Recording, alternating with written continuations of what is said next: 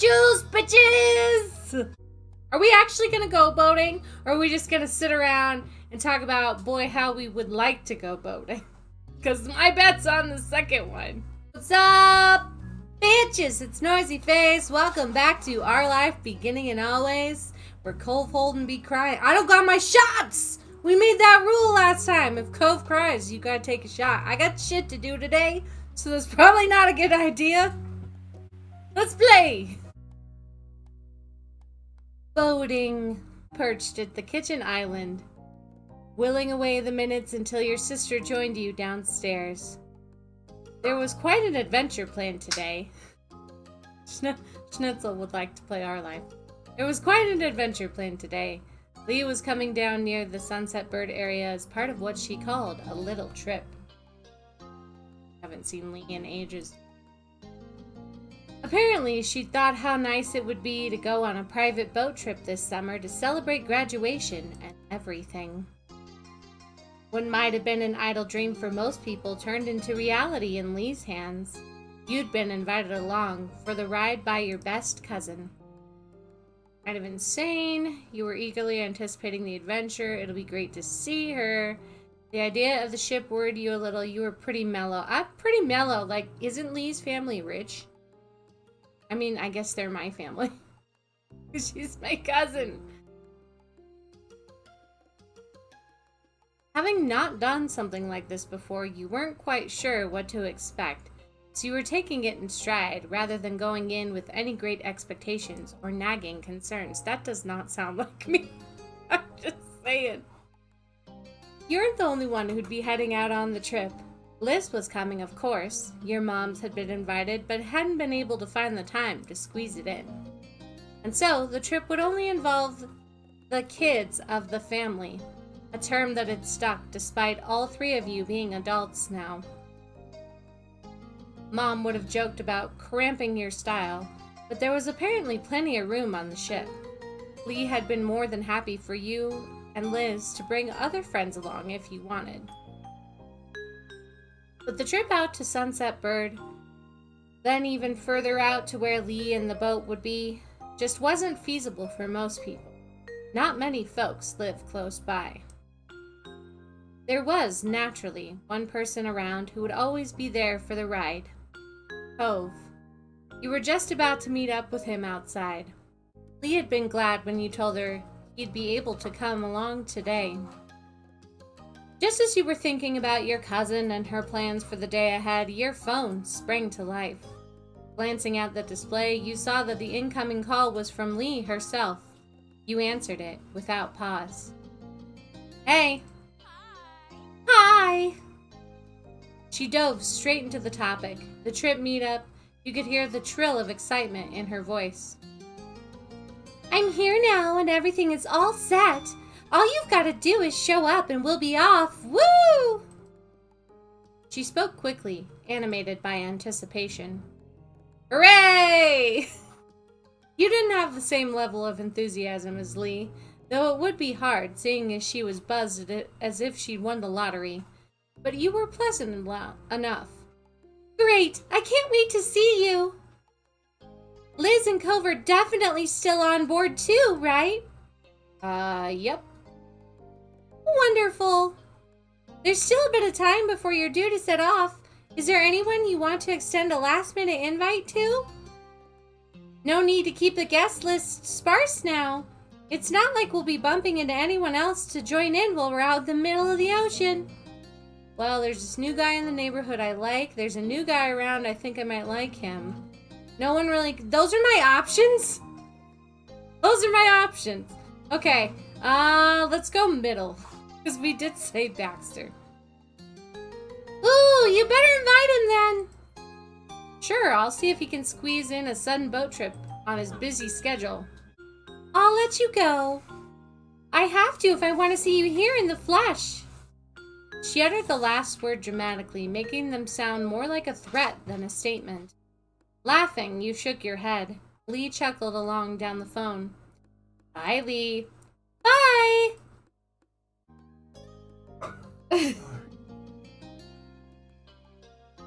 Now that your attention was free, you looked over to the stairs to see if Liz had emerged yet, but there was still no sign of her. You figured you might as well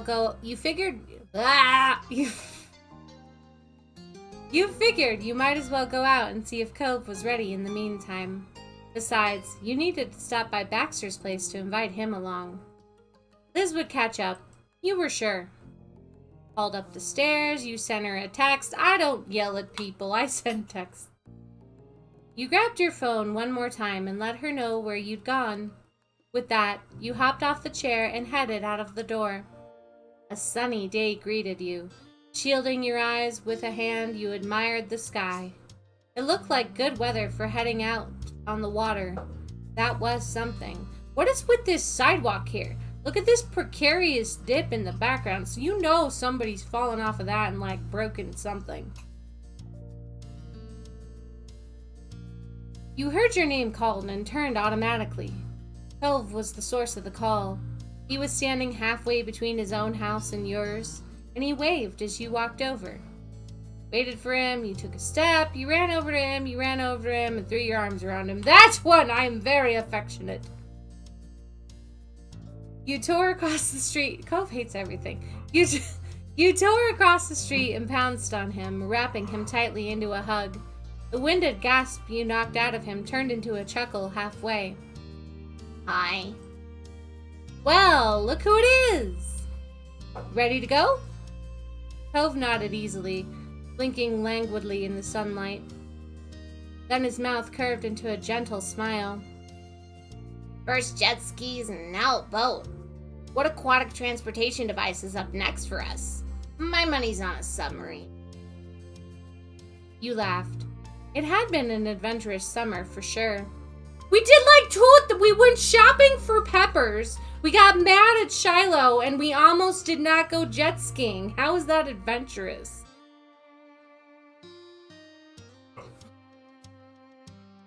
Cove glanced away, chewing his lip with consternation. Is it really okay for me to come? You snorted with laughter, recalling Lee's openness to any and all friends and acquaintances, but the troubled look on Cove's face ended your mirth. Of course it is. You're always invited, remember?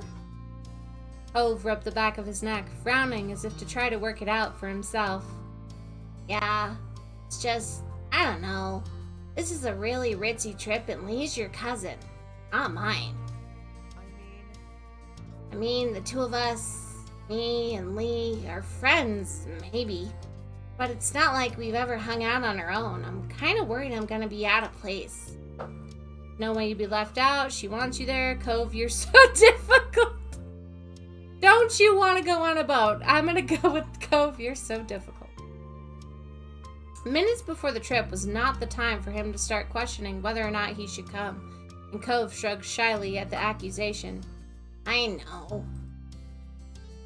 Yet he didn't look remotely guilty about it.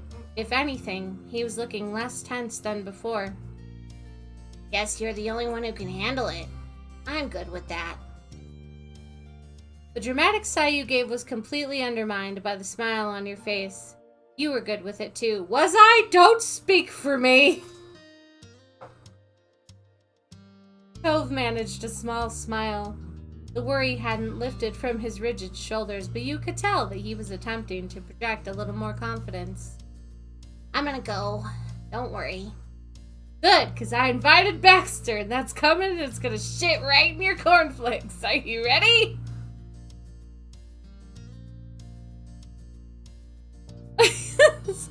What'd I say? I meant to tell you I'm gonna be inviting Baxter too. Huh? Really? Cove was stunned. He hadn't been prepared for any extra surprises. He shook it off, however. Alright. Not like it isn't already gonna be awkward for me. He was joking. Mostly. I'll wait here for you. Like I said, difficult. You strolled over to the condo Baxter was staying in and rang the doorbell. You recalled the last time you had been at Baxter's door. It was when he had invited you over for a visit. It was nice that you'd be able to extend your own invite this time. Before memories could claim you, the door slid open, and Baxter looked out, his head tilted in interest. "Hey, baby doll! What a nice surprise!" He folded his arms over his chest, leaning casually against the doorframe. "Is there something I can do for you?" "I head out on a boat ride. We're taking a boat ride. Are you on board? So the thing is, we're going on sort of a trip now. Do you want to come? Middle." His eyes widened only briefly before resting back into his usual languorous expression. It was either an impressive show of restraint or Baxter's life involved more impromptu boat trips than yours. Perhaps both. "I'd love to." "What? You don't have plans already?" "No, seriously, that's great." To your surprise, Baxter's mouth curled into a little smirk. "My schedule's always open for an improved? Yes, that's what that says. Improved itinerary. I'm flexible, remember?" He was not only agreeing to come on the trip, but apparently canceling some other plan in order to make it happen. Baxter was certainly something. "Thanks for keeping me in mind. Think this is gonna be fun." He slipped outside. After securing the door behind him, he swept out an arm and indicated for you to lead the way. The first stop was to collect Cove. He was waiting as promised, where you left him. "Cove! Good to see you." "Hi." There was still no sign of Liz. You took the opportunity to bring Baxter up to date on the plan for the day. He took in your words with interest. Only a minute or two more passed before the door to your house finally opened, Liz within like a portrait. Unlike you, she had no need to shield her eyes with a hand in order to protect the sun's bright rays, as her hat was performing the job admirably. Spotting you, she headed straight over. She smiled warmly at you and Cove as she approached.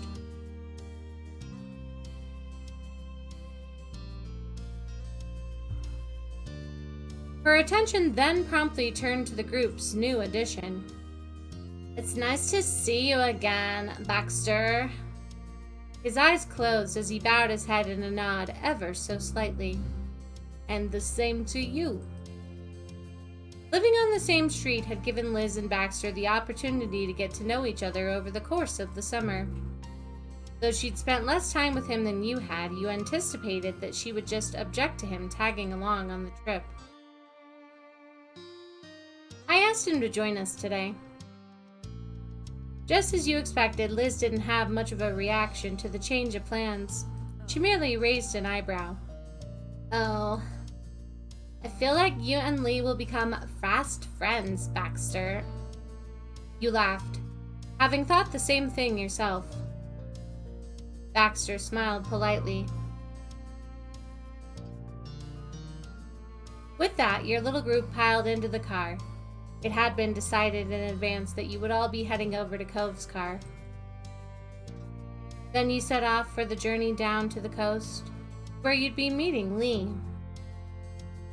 You wound down the California shoreline with sparkling ocean waters on one side and craggy cliffs on the other. The world blurred by until eventually you made it safely into the large harbor. It was far grander scale than the one near Mr. Holden's shop. Boats 2, 3, even 5 times larger could fit. Liz took charge from there, calling up your cousin to guide you the rest of the way. Lee did her best to explain where precisely the boat was docked. Given that she was doing it without seeing where you were, and that it was an area she was only slightly familiar with herself, she did a pretty good job.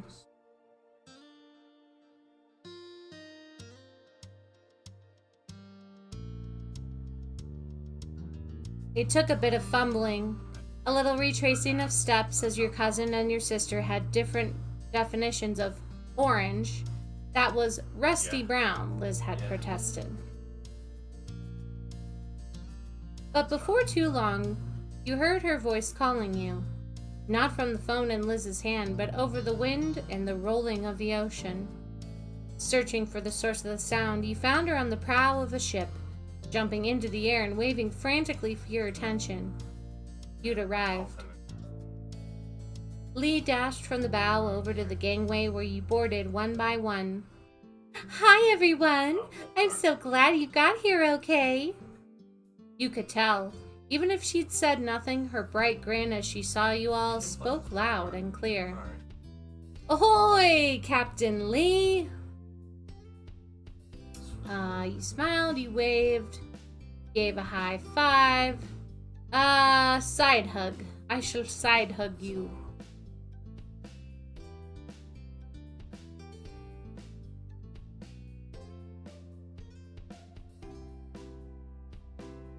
Snaking one arm around her shoulders, you pulled her against you. Lee wrapped an arm around your waist and hugged you back. After greeting you, Lee turned to look over the faces of others who'd be joining you in the ocean voyage.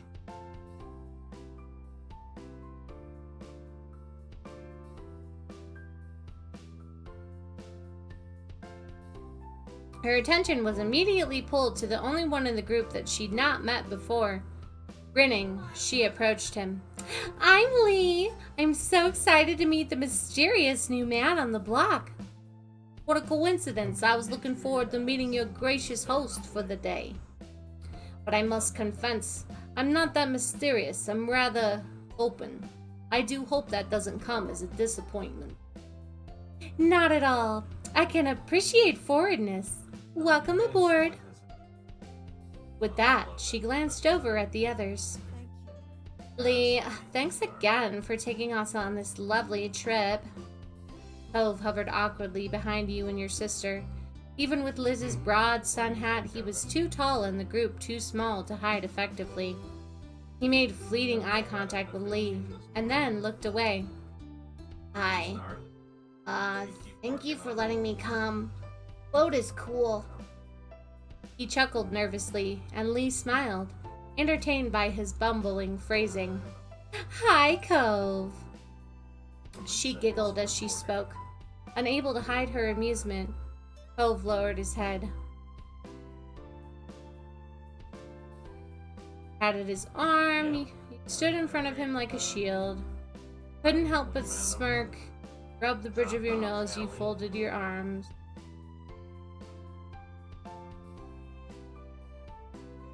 We're gonna have a good day. You don't have to laugh at him. Cove's little game of hide and seek is pretty funny, that one. He sighed with embarrassment as he rubbed his arm. The floor seemed to give beneath you as Lee whooped in delight. You realized that the ship had pulled out to water. It had been so steady while it was moored that you temporarily forgotten you were not on solid ground. Now, as the boat rocked beneath your feet, there was no doubt that you were truly setting sail. The little group dissipated into chatter, or headed over to the railings to watch the ocean. You were ruffled by the breeze, which seemed stronger out on the water than it was back on the shore. The floor continued to rise and fall, reminding you of standing in a bouncy house while others jumped. Rushing, you were curious, you felt unsure, it was scary, you were hit by nausea. I'm gonna go with curious. You let your surroundings truly sink in. You thought today was shaping up to be memorable. You were glad that you'd been able to join Lee on this trip. We can really get the party started now. Oh, wonderful. What do you have in mind? Well, the word hung in the air as your cousin stalled. It was clear she didn't have something immediately in mind. Cove's eyes sparkled as he piped up. Can we get out of the boat? Like go swimming around in the deep ocean? Sometimes you'd swear that boy was part merman, the way he was continuously drawn to the water. But Liz immediately quashed the suggestion. No. Her tone left no room for debate. Baxter chuckled, combing a hand through his hair. I'd prefer to stay on board, too. Sorry. Sorry, it's not that kind of boat trip. It isn't supposed to stop anywhere. If someone did end up off in the water, the captain would call the Coast Guard on us. Cove's shoulders slumped at the resound rejection. All right. That's disappointing. Suck it up, Cove. We'll find something else fun to do. No way, I'm getting in the water. You didn't comment. Yeah, there's no really... I don't need to say anything. Truthfully, there isn't that much we can do on a boat that we couldn't technically do back on land. I often take trips with my father on the boat.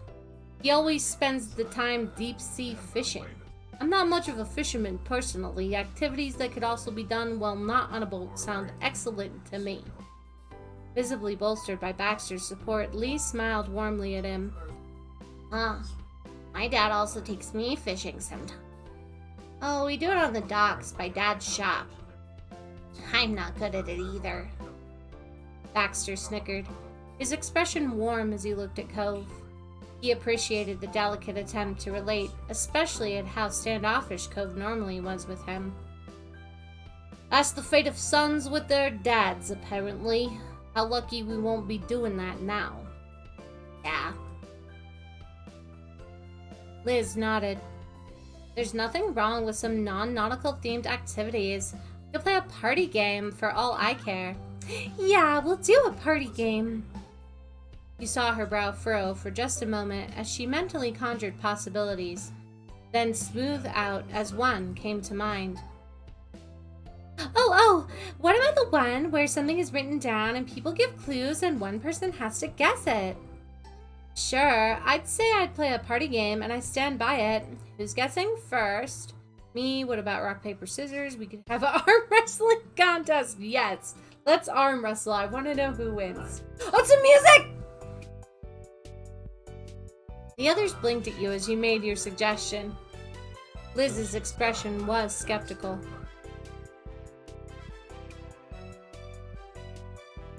And how would we decide who took turns for that? The game that is supposed to decide who's taking the first turn and the game we originally decided to play. Lee snickered, batting a hand in the air to brush away those minor details. Don't be like that. We'll make it work. It's a good idea. More games equal more fun. Together, you agreed on an order to go in for the set of games and the mini competition was on, with Lee and Liz facing each other in the first round. Liz was triumphant in the first game, and the next challenger was Baxter. He and Liz went up against each other and Baxter emerged victorious. Now, he was waiting to see who would go against him in the next round. Meanwhile, you were gearing up for a round against Cove. The winner would be Baxter's appointment.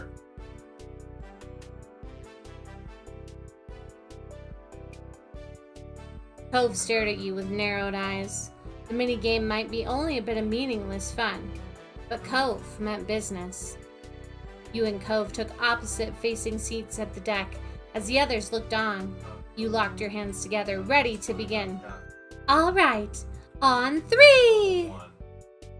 Cove frowned as he stared at your locked hands, summoning up mental as well as physical strength. 1, 2... Your arm tensed as you pushed against Cove's. You were met with resistance. Cove's hand wasn't easy to move. Focus. You focused, you blew in his face. Look over there, you brushed your foot against his legs. That is a sure, this one, or the batting my eyelashes, is a sure way to win. Let's go with this one. While Cove was completely focused on your arm, you slid your toes closer to him. He jumped in his seat as you stroked your foot against his calf. You'd successfully broken his concentration. His arm slackened against yours as you took your chance. With a final push, you slammed his hand down. Hey! Cove slumped his shoulders, accepting defeat. You had gotten the better of him that day. His pouting session ended abruptly with a shake of his head as he refocused on what was ahead. Cove stole a glance over at the monochrome newcomer. Then he met your eyes with complete seriousness. You can beat him. You laughed. You sighed long, sufferingly. Your cheeks heated up at Cove's insistence and you nosed resolutely. I shall not. I know I can, bish. He was right. You were about to bring this home for the win. Baxter watched your exchange with Cove and waited until an appropriate moment to approach you. His smile curled. Good luck, baby doll. Good luck to you. I don't need luck. Ha ha ha ha. His smile grew wider as he took Cove's former place at the table. Your fists locked together for the last game, and the countdown began. The two of you threw yourselves into it, pushing with full force against the other.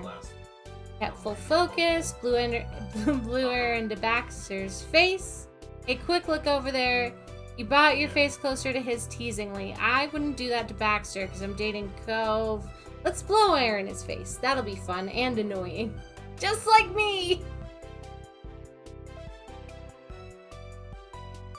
There wasn't a ruffle in Baxter's demeanor. The only reason you could even tell he was aware of what happened was an increase in the tightness of his hold. Your distraction attempt was completely ineffective. Baxter took the challenge seriously, but it didn't take long for his arm to start to bend. Ultimately, you thumped Baxter's hand flat against the tabletop. It was over, and victory was yours. I won. Got you losers. Woo, nice game. Yeah, I would be like, gotcha, losers. You jumped for joy, you looked away bashfully, you shrugged it off, you flexed your arms in pride. That one, me. You had to thank them for this success. Cove covered his face again, but this time it was out of distinct bashfulness rather than defeat. You knew that was coming. Lee shot you an impressed thumbs up as Liz chuckled. I'm so proud of you. Baxter applauded politely. Bravo, baby doll. You did good. Hey, you know, you've always been so good at these kinds of games. You stood proudly, remembering your past victories over the years. With a devious grin, Lee picked up a pen and notepad from the bar counter. She twirled the glittery pen in her fingers. Lee clarified the rules after Cove raised a wavy eyebrow. Random words would be written down and folded up and given to another player. When it was someone's turn to be the guesser, they would show everyone else the word, but they couldn't look at it themselves. The other players had to help the guesser figure out what the word was without saying it directly. Each person was allowed to say one clue, and after all the hints were given, then the guesser would have to decide. Lee gave each guest at the mini party a piece of paper from her notepad. It was surprisingly thick-lined paper with a little starfish printed at the bottom. She scrounged around to find more writing implements. She managed to dig up a short pencil with an odd jelly grip on it, a ballpoint pen with a logo you didn't recognize, and a purple crayon. Baxter had a nice pen with him already, so he respectfully passed on Lee's offer. She turned to you. Here, pick one. I want the motherfucking crayon. Give me the motherfucking crayon, bish. Of course. You pulled the crayon from the fanned assortment of options Lee had presented to you. The crayon was a lot thicker than you were used to, that's what she said. It smelled like kindergarten, with a hint of those restaurants that used to give crayons to their kids for menus. After the random selection of words were determined and the papers were passed around, it was time to start. I guess we know who's going. You unfolded the paper given to you, careful not to peek, while you showed everyone. Liz leaned in closely with a thoughtful hum. As soon as Lee had a chance to read the word, she jumped up. Dog! There's a popular type of dog, sometimes called that. It's where scientists do experiments and stuff. Is it laboratory? Is the password to laboratory? Sometimes it's a secret location. If it's laboratory, that's a terrible fucking clue. Liz gave Cove an edged look. She probably thought that would confuse you. It could be used for photos as well. It's totes lab. I know what it is. Type in your guess. I shall. It is lab. L-A-B. Laboratory. That's it. If I would have typed dick, would I still have got... Hold on. Can I go back? Can I go backwards? I can! What happens if I type in the word dick? I'm gonna find out. Dick. You turned the paper around and stared at it with a piercing gaze. In tiny, neat letters, you saw the word lab. Kudos to you, game. Kudos to you. Right, hold on. I did guess it right. I gotta go back.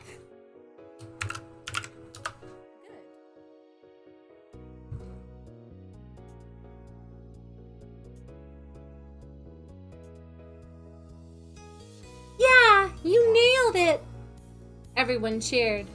Liz gave you a round of applause, and you looked at the paper, and in neat, tiny writing, you saw the word lab printed. Well, while that was dumb, you breathed a sigh of relief, you shrugged, you laughed. I'd be like, woo, I'm the winner. You were thrilled that you got it. The round was a total victory. We should definitely keep this ball rolling. Baxter fished his paper out from his rugged pants pocket and presented it to the group. Loopy handwriting spelled out the word slide. Oh, kids like it. It's for kids. Kids. Lee bounced exhaustedly, holding out a hand to indicate the short height of children.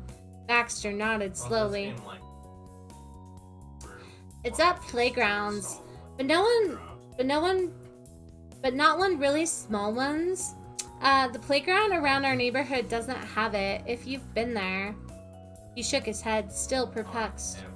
Unfortunately, I have not. Dang. You've been to playgrounds before, though, right? Baxter had to pause to think on it, and he shrugged. In my elementary school, I did have recess, but we had sports fields more than traditional playgrounds. For some reason, it's hard to picture you as a little kid. Well, I'd rather you not imagine that, so it all works out. Cove placed a finger on his cheek as he puzzled out the game's conundrum. He tapped his face absent-mindedly. It's slippery. Can't really walk on it. Slippery. Every clue lost Baxter even more. He had no idea what the word could be. You sit on it and then you sit on it and then you go down. Well, that could also be slippery. So it's tall and long and you have to climb up on the top. You can go on it one way but really can't go on it the other way. Baxter, do you know how to do the cha-cha? It's fine if you don't get it. I'll let it. Oh, yeah, okay. Penguins do it on their bellies. That's a great hint! Let's go penguin sliding! Oh, slide? Ding, ding, ding! Baxter's floundering confidence returned in full force with a broad grin. I got it? He flipped the paper over and traced his finger across the word. He smirked at it. Thank you very much for the tip, baby doll. Liz patted you on the arm with approval. Nice one. You had the magic approach that time. Cove flipped open his paper and showed it to the crowd. He kept his hand at the back of his notes so he couldn't see the word even if the light shone through it. In blocky, wobbly text, you read the word potatoes. You pursed your lips together as you thought what you could say. Sack! Liz turned her head with an incredulous expression while Lee continued her thought. She jumped up, pointing right at the paper Cove had in his hand. You put them in a sack! Cove blinked at Lee, deeply confused. Lee smiled back, full of confidence that he would come to understand eventually. It's a major vegetable you use in croquets. What a croquet? Is it croquette? What? I don't know what the fuck that is, Baxter. I don't know what that is. Really? Baxter was earnestly taken aback, as if Cove had just said he'd never eaten toast before. Maybe we should change that. There has to be somewhere in this town that serves them, right? Liz cleared her throat, saving Cove from having to respond beyond a frown. It's that Mr. Toy with different faces and things. Oh, that's a good clue. Cove tilted his head, utterly baffled at the different directions that everyone had taken. What's a Mr. Toy? Your dad. Your dad's my Mr. Toy. Liz simply shook her head at his lack of understanding. It was your turn to try. They're brown and lumpy. There are sweet versions and regular versions. It's a very common starchy root vegetable. Cove, forget the croquets. French fries. My mom loves them mashed, and Ma thinks that's bland.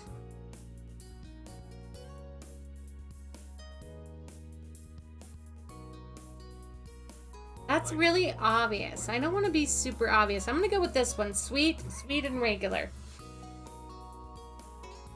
Totally, I love the sweet ones. Shh, you already gave him your hint.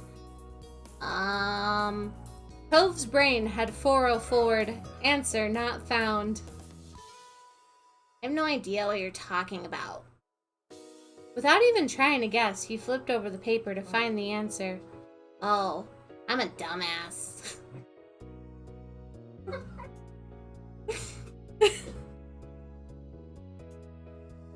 His face went red, embarrassed that he hadn't gotten it.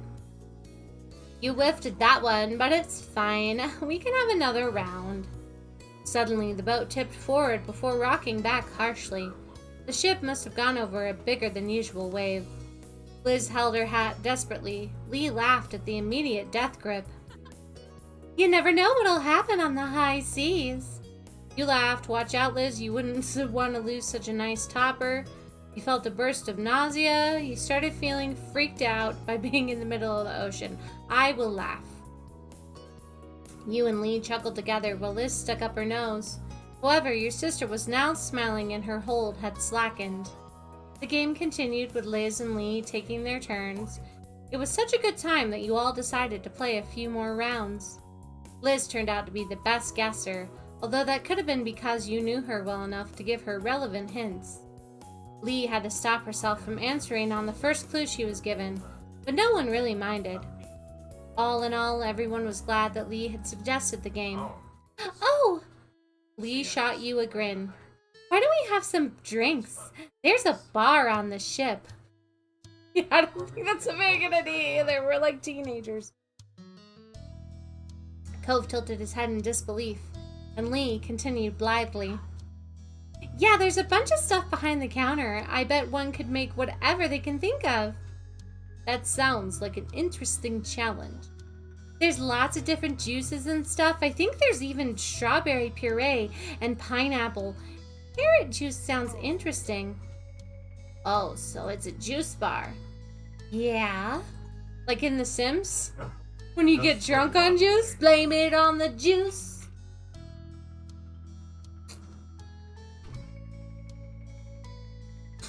Liz laughed and tapped Lee on the shoulder.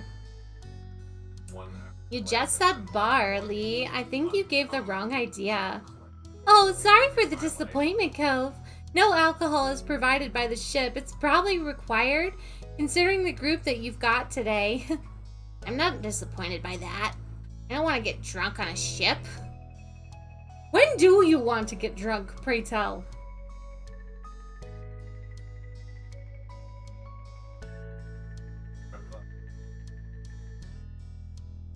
Oh, I'm a little disappointed. Lee breezed past that misunderstanding as though it hadn't even happened. I was thinking we could mix them up and get something special. Anyone interested?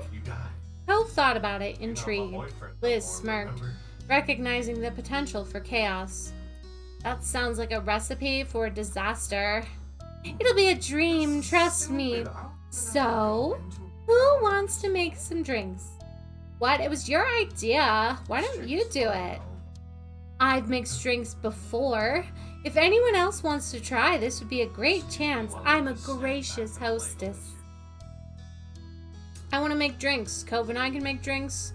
Come on, Lee, you have to do it. No, leave it to me. I will make a terrible concoction. Cool. You're going to create something wonderful. I just know it. You wondered if you ought to ask for requests, but Lee hustled you off to the non-alcoholic bar. No one else followed. Lee gave a brief tour of selection in various compartments before she went back to the tables. She shouted a final message over her shoulder. "Make sure there's enough for everyone." She waved, and then you were left alone with the juice. There was a fridge packed with cartons and various glass bottles of juice. Lee had placed a pitcher on the counter for you to mix things into. You stared at the options, trying to see just what you had to work with. There were a lot of choices. You reached into the fridge to take out some juice, and you grabbed. Gonna mix. What am I gonna mix? What am I gonna mix? Oh, raspberry, blueberry, blackberry is a good choice, and then we'll put some pineapple in there, and maybe some mango. With your juice done, you set out some glasses and poured out some for everyone. Oi! Everyone! Come get your juice! The group got up from the lounge chairs that they had been sitting on and came to fetch their drinks. Everyone picked up a glass and took a sip. Liz squinted as she took a large swig of juice, and she smiled. That's kind of odd, but weirdly good in a way. I agree, it's some nice work. Cove nodded and took another sip. It's refreshing. The little juice experience was a good time as far as you were concerned. Contentedly, you all stood up together, some holding their juice cups.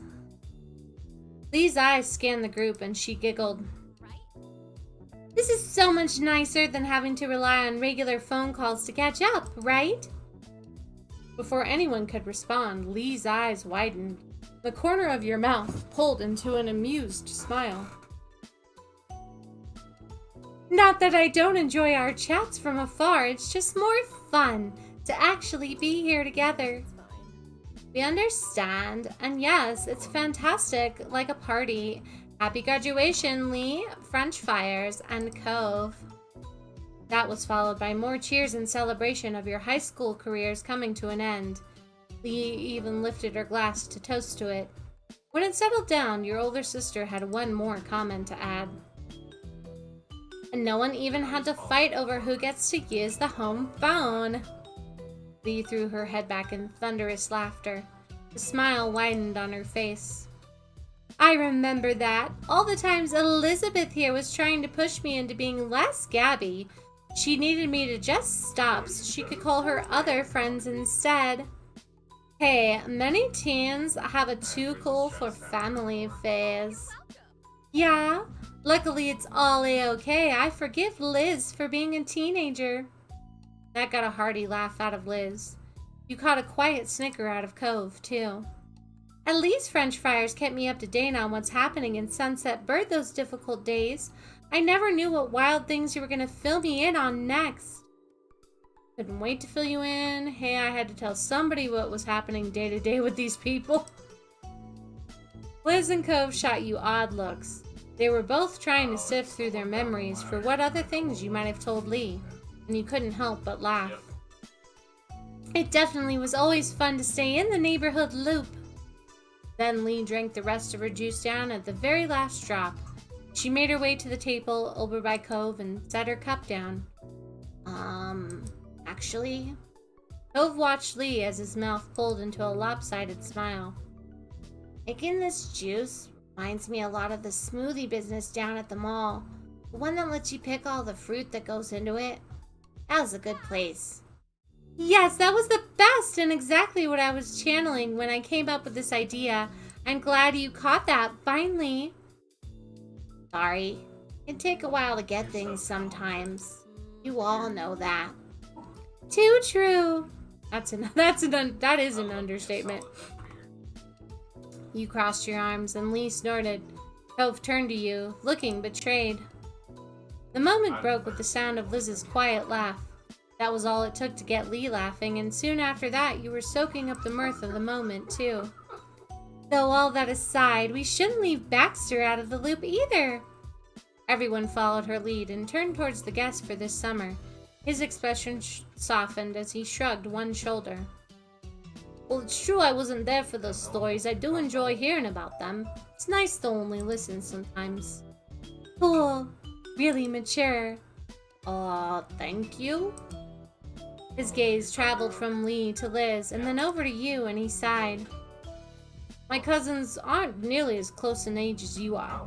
As an only child, I'm curious what kind of relationships you have. Oh, I'm with you there. Only child solidarity. Lee nodded firmly to Baxter and then shot Cove a serious look. He crossed his arms. All right. Only child solidarity. A genuine smile lit up Baxter's face. Lee clasped her hands together, pleased at the united front created. Sharing the same wavelength, you and Liz turned your faces to give one another a look. Not breaking eye contact, she reached over and put a hand on top of your head. It's wonderful for you three. I'll keep French fries, thanks. Your siblings' stare shattered into laughter. The others joined in as well. The hours were spent chatting away, sharing stories and favorite memories as the boat drifted out to sea. As time slipped by, the sun hanging low in the sky signaled that it was time to set sail back to the harbor. The more boisterous atmosphere from earlier had settled into a blanket of comfort and relaxation. Liz and Lee were absorbed in conversation, lounging around on the deck couch, and Baxter sat across from them, nodding along. Every now and then you could hear laughter coming from the three of them. There were always smiles. Cove had his arms wrapped around you. You had your arms around Cove. You and Cove were holding hands. You and Cove were leaning against each other. Cove does not do public displays of affection, okay? Soaking in the scene, you glanced up at Cove, and his mouth pulled into a bent smile the moment he turned and met your eyes. The ocean breeze picked up, and you closed your eyes. When you were ready, you looked back to the deck and the faces of everyone you spent the afternoon with. You never wanted to forget about the view. Then, looking out at the wide-open ocean, you committed every bit of the moment to memory. You quietly thought to yourself, today had certainly been an adventure.